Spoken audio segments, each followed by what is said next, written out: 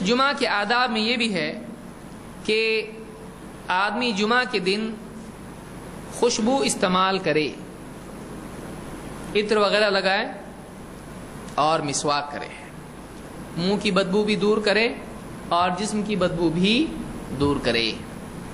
اللہ کے رسول صلی اللہ علیہ وسلم فرماتے ہیں ان ھذا یوم جعلہ اللہ عیدا للمسلمین، آج کا جو دن ہے اللہ تعالیٰ نے مسلمانوں کے لیے عید کا دن بنایا ہے۔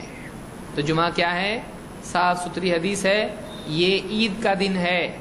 لیکن پچھلے درس میں بتایا ہوں عید مبارک بولتے اس لیے جمعہ مبارک بولنا صحیح نہیں ہے، کیونکہ ہمارے نبی ایسا نہیں بولتے تھے۔ فمن جاء الى الجمعۃ فلیغتسل، لہذا جو کوئی جمعہ کے لیے آئے وہ غسل کر لے۔ اس حدیث سے معلوم ہی ہوتا ہے کہ جمعہ کا غسل ہر آدمی پر ہے یا جمعہ کو آنے والے کے لیے؟ جمعہ کو آنے والوں کے لیے ہے۔ یعنی کوئی آدمی اگر جمعہ کو نہیں آ رہا ہے کسی عذر کی وجہ سے تو کیا اس پر غسل واجب ہے یا کیا اس نے غسل کرنا چاہیے؟ ضروری نہیں اس کے لیے۔ تو جو آدمی نماز کے لیے آ رہا ہے یہ حکم اس کے ساتھ جڑا ہوا ہے کہ اسی لیے آپ نے فرمایا فمن جاء الى الجمعۃ، تو جو جمعہ کے لیے آئے وہ غسل کر لے، یعنی جمعہ کی نماز کے لیے جو آئے وہ غسل کر کے آئے۔ وَإِن كَانَ طِيبٌ فَلْيَمَسَّ مِنْهُ وَعَلَيْكُمْ بِالسِّوَاكِ، اور اگر اس کے پاس خوشبو ہے تو وہ اپنے بدن پر خوشبو لگا لے، کپڑوں کو خوشبو لگا لے، ہاں مسواک کا اہتمام کرو۔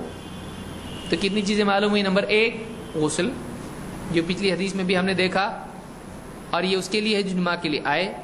نمبر 2 خوشبو لگانا، اور نمبر 3 مسواک کرنا۔ تو یہ 3 چیزیں ہیں جو جمعہ کے دن خاص طور سے آدمی کو کرنا چاہیے۔ مسواک کس کو کہتے ہیں؟ لکڑی ہوتی ہے چھوٹی جس سے دانت صاف کرتے ہیں، اس کو مسواک کہتے ہیں۔ بہت سارے لوگوں کو معلوم ہی نہیں ہوگا، اس لیے کہ نصیحت منسیہ یہ عمل ہو چکا ہے تقریباً۔